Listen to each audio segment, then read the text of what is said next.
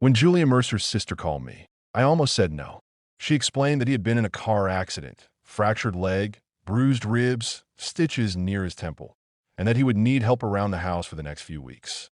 She couldn't stay with him herself, and she remembered me from years back. I wasn't family, not even a close friend anymore, but in her voice was that mix of desperation and expectation that made it hard to refuse. Against my better judgment, I agreed. Julian and I grew up in the same town. Back then, he was the boy who could walk into a room and bend it toward himself without trying. He had the laugh everyone remembered, the kind of swagger that was part charm and part defiance. I was quieter, more content to sketch in notebooks, while others performed for attention. We drifted apart after high school. He chased music. I chased stability. I never expected our paths to cross again, especially not in this way. Him broken, me stepping into the role of caretaker. The first day I arrived, I was struck by how much of him was still the same. Even leaning on crutches, he carried that stubborn pride. He greeted me with a grin that looked forced, almost painful, and insisted he was doing fine. His living room was cluttered with half-played records, empty glasses, and unopened mail. It was the house of a man who had been brought to a standstill but refused to admit it. I settled into a rhythm quickly, cooking simple meals, tidying the place, making sure his medications were taken on time. He hated needing me. That was obvious in the way he snapped when I tried to help him sit down, or the way he muttered thanks as if each word cost him something. I told myself I didn't mind. I had patience to spare. I was used to being the steady one. The reliable one at IT was on the third day that the request came, or rather, the demand. He had been avoiding the subject, I could tell. His leg was in a heavy cast, and the bandages around his ribs made it hard for him to move. He smelled faintly of stale sweat and antiseptic. When I suggested he'd feel better if he cleaned up, his face tightened with humiliation. Still, he gave in. Helping another man bathe is not something I ever imagined myself doing. The intimacy of it unsettled me before it even began. I filled the tub, keeping the water warm, steadying him as he lowered himself with a grimace into the water. He tried to joke about it, said something about how he felt like an old man, but I could hear the crack in his voice, the way vulnerability rubbed raw against his pride, that I rolled up my sleeves and began slowly, gently, sponging away the grime that had clung to his skin. At first, I kept my focus sharp, almost clinical, but then the silence stretched between us, and in that silence something shifted. His shoulders softened. He stopped pretending he didn't need me. My hands moved carefully across his back, over the curve of his collarbone, and I felt an odd tightening in my chest. It wasn't desire, not yet, but a tenderness that startled me. Julian closed his eyes, letting me work. For the first time since I had arrived, the sarcasm and bravado fell away. He looked young, almost boyish, vulnerable in a way I had never seen before. I remembered him on stage years ago at a school talent show, guitar in hand, filling the gymnasium with noise and charm. That boy was still in him somewhere, but now there was fragility too, and it drew me closer in ways I hadn't expected. When I rinsed the soap from his hair, he let out a soft sigh. It was the kind of sound that said more than words, that he was relieved, grateful, maybe even comforted. Something inside me bent under the weight of it. I had agreed to help out of obligation, but in that moment, it felt like something else. Care had slipped into the territory of longing, though I couldn't yet name it. Later, when I helped him dress, he tried to reassemble his pride. He cracked a smile, teased me about how I must feel like Florence Nightingale. I laughed politely, but I felt shaken. I wasn't supposed to feel this way. Not for him, not like this. I told myself it was just the circumstance, the strange intimacy of tending to him while he was so exposed. Still, I knew better. Something had begun to grow, and I was powerless to stop it. That night, as I cleaned the bathroom and folded away towels, I caught him on the couch, scrolling through his phone. He was smiling faintly at the screen, typing quickly. When he noticed me, he tucked the phone under the blanket, casual but deliberate. I didn't ask who it was. I didn't need to. A name floated unbidden in my mind, from something his sister had mentioned offhandedly, Miles. I told myself it was none of my business, but the seed of doubt lodged itself firmly in me. I lay awake on the spare bed later, staring at the ceiling, replaying the bath in my head, the way his body had leaned into my care, the way his sigh lingered in the air like a secret. And then the image of him smiling at his phone, that easy, private warmth that hadn't been for me. Both thoughts tangled together until they hurt that in those first days, I thought I understood the role I was playing. I was the helper, the friend, the one who showed up when no one else could. But as I drifted into sleep that night, one truth pressed hard against me. I was already in dangerous territory. Care was blossoming into something deeper, something fragile and reckless. And though I wanted to believe it would be enough, a quiet voice inside warned me that love, when it came, was rarely safe. The days bled into one another, each shaped by the rhythm of care. Morning sunlight filtering through blinds, the quiet scrape of a chair as I helped him to the table, the soft sound of running water as I prepared another bath. What began as duty soon slipped into routine, and that routine began to feel like something closer to a life shared. I hadn't expected companionship to grow from necessity, yet it did, slowly and almost invisibly, until I could no longer tell where obligation ended and desire began. Julian's defenses began to wear down in increments. He still insisted he didn't need as much help as I gave, still grumbled when I hovered too close. But in between the complaints, there were moments of softness, moments when he let me see past the armor he wrapped around himself. He'd sit at the kitchen counter with his crutches propped against the wall, watching me chop vegetables. "You always this careful?" he'd ask, eyes tracking the slow, steady motion of the knife. I'd shrug, pretending not to notice the warmth in his voice. "Careful's all I've got," I'd reply, and he'd give me a look that lingered longer than it should. Night, when pain kept him restless, I would sit nearby, sketchbook in hand. He'd ask me to draw something, anything, and I'd comply, shading lines until a face emerged, or a landscape, or some half-remembered image from childhood. He teased me for always leaving things unfinished. "You're scared of endings," he said once, and I laughed, though the truth of it stung. I wanted to tell him that endings scared me less than beginnings, but I held my tongue point one evening while I helped him adjust the bandages around his ribs. His hand brushed mine. Not intentional, not entirely, but the touch sent a charge through me. He was quiet, unusually so, as I secured the final wrap. Then, almost in a whisper, he said, "You ever think about how strange this is? You here doing all this for me?" I swallowed, unsure how to answer. "It's not strange," I told him. "It's what anyone would do." But even as I said it, I knew it wasn't true. Not anyone would bathe him, feed him, sit through long silences just to keep him company. Not anyone would feel what I was beginning to feel. That it was in those silences that the truth began to bloom. There were no grand confessions, no declarations of love. Instead, there were glances held too long, laughter that came too easily, a brush of fingers when neither of us pulled away quickly enough. He began to trust me with his fears, the gigs he'd lost, the songs he never finished, the gnawing sense that he had wasted years chasing something he could never hold. I listened, and in listening, I felt the space between us narrow. But even as we edged closer, shadows gathered. His phone would buzz on the table, the screen lighting up with messages he didn't want me to see. He'd tilt it away, his face lit briefly by a smile meant for someone else. He never offered explanations, and I never asked, though the name Miles rattled in my chest like a pebble in a jar. I told myself I didn't need to know, but the not knowing was its own kind of poison. There was one night I can't forget. Rain drummed softly against the windows, and Julian, restless and drowsy from his painkillers, slumped against me on the couch. His head rested on my shoulder, heavy and warm.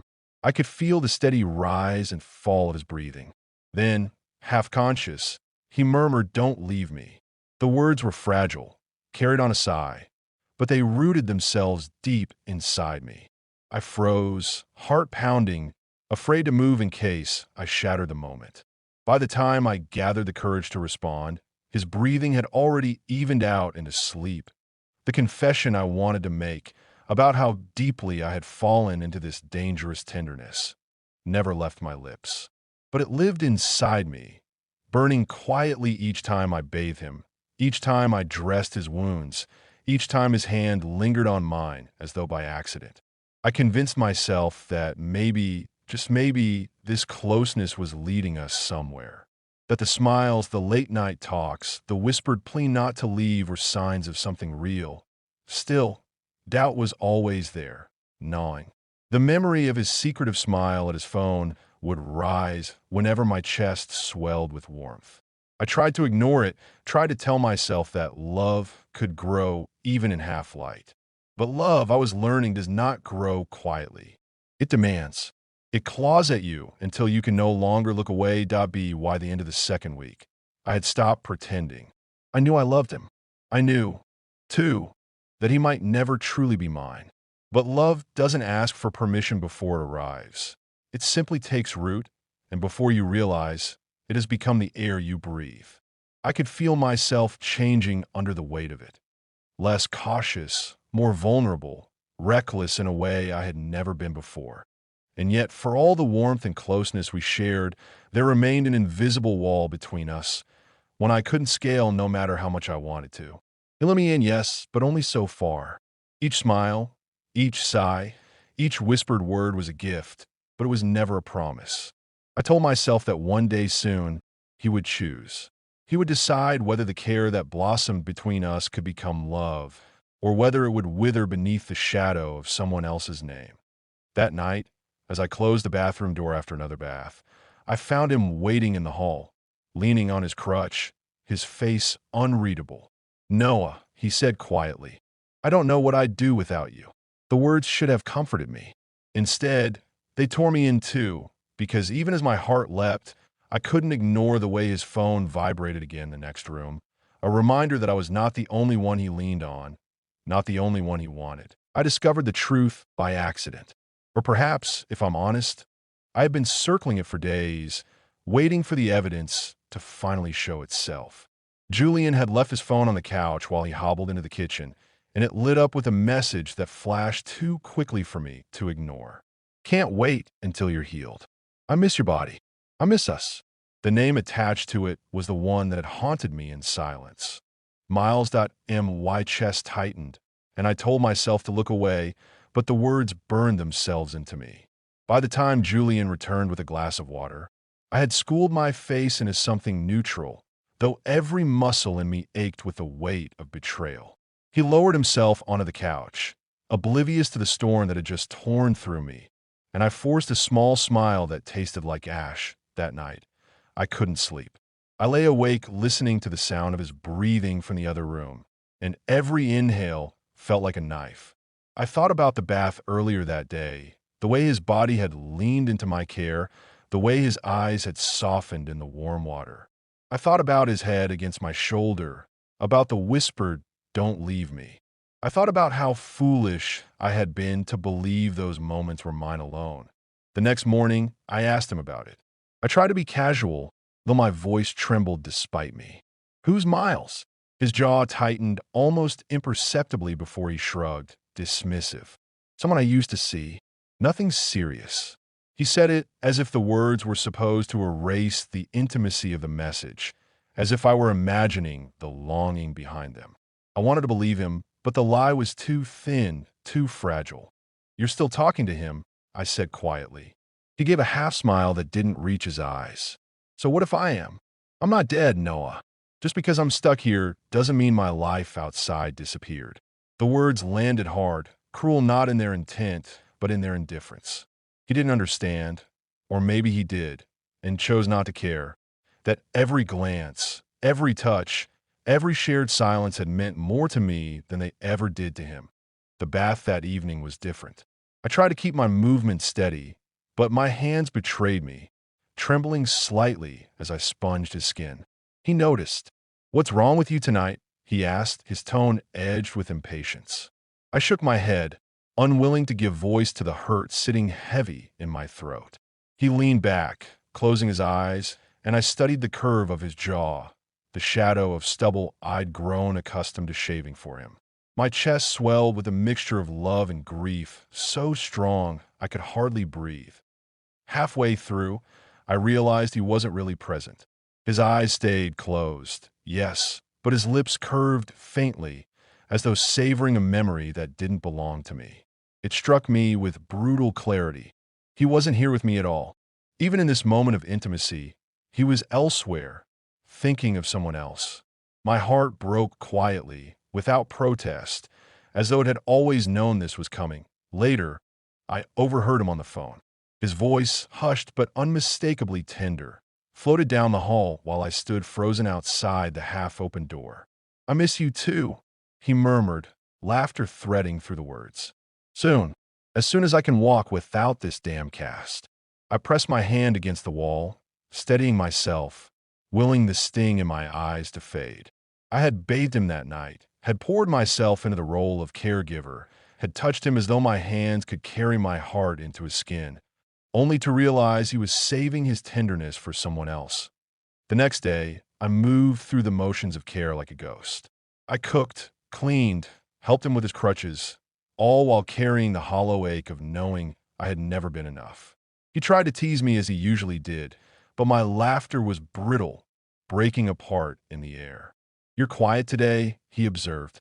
I wanted to shout, to demand why he had let me fall so deeply if he had no intention of catching me. But instead, I said nothing.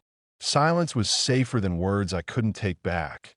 Still, I couldn't stop myself from hoping. That was the cruelty of it. Even after hearing him whisper promises into the phone, I found myself searching his face for signs that he cared, that somewhere beneath his pride and carelessness there lived a truth he hadn't spoken yet. Love makes fools of us all, and I was no exception. One night, while adjusting the pillow behind his back, I asked quietly, "Do you ever think about what happens after this? After you're healed?" He looked at me, his eyes shadowed, and for a moment I thought he might give me something real. Instead, he said, "I'll figure it out. Maybe I'll go back to the city. Pick up where I left off." The city, where Miles was. His answer felt like the final nail in the coffin I'd been building in my chest. That night, as I sat alone at the kitchen table, staring at the remnants of our dinner, I realized that my love for him had become an act of self-erasure. Every time I touched him, I gave pieces of myself away, hoping he might notice, hoping he might keep them safe. Instead, he handed those pieces to someone else, someone waiting just beyond the horizon of his recovery. Still, I couldn't bring myself to leave. Not yet. There was something masochistic in my devotion, a refusal to abandon him even as he abandoned me in every way that mattered. Perhaps I wanted to see it through, to give him every ounce of care I had, so that when I finally walked away, I would know I hadn't held anything back. Or perhaps I simply didn't know how to stop loving him, even when loving him meant breaking myself. I watched him sleep that night, his face softened by dreams I couldn't enter. I whispered words he would never hear. "I love you." The confession hung in the air like smoke, disappearing into the dark. And with it came the bitter truth I could no longer deny. Love had blossomed in me. Yes, but so had betrayal, and it was growing faster than I could contain. When the cast came off, I knew my time was ending. The doctor had told him he'd still need weeks of rehabilitation, but he could move with less dependence now. That small shift changed the air in the house. He began to test his limits, hobbling stubbornly from room to room without calling for me, brushing off my offers of help with a clipped, "I've got it."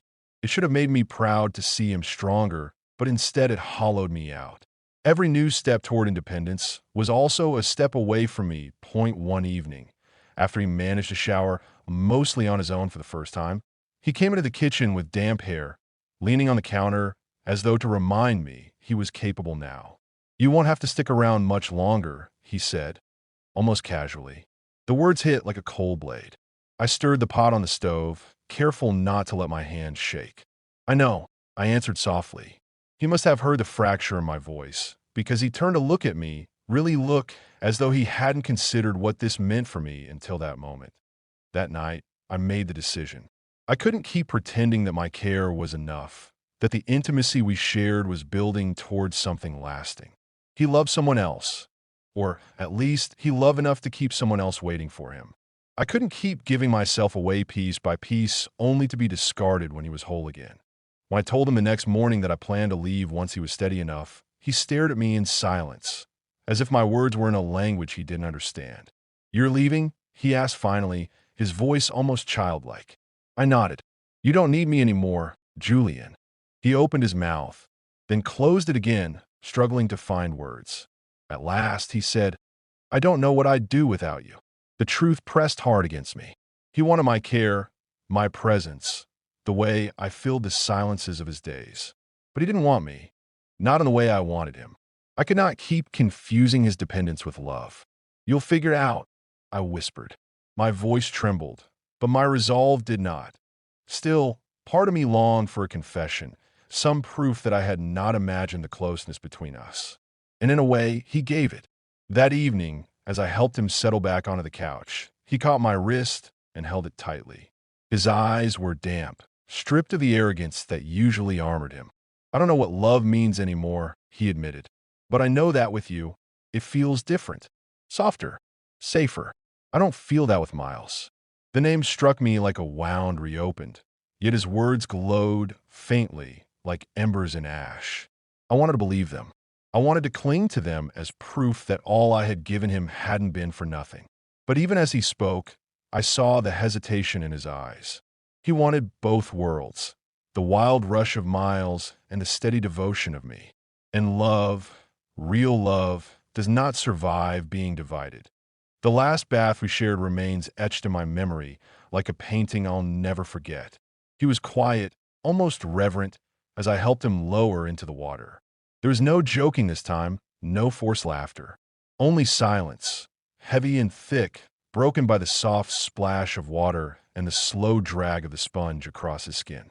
I studied every detail: the scar by his temple, the faint freckles on his shoulders, the rise and fall of his chest, as though memorizing him would anchor me against the inevitability of letting go.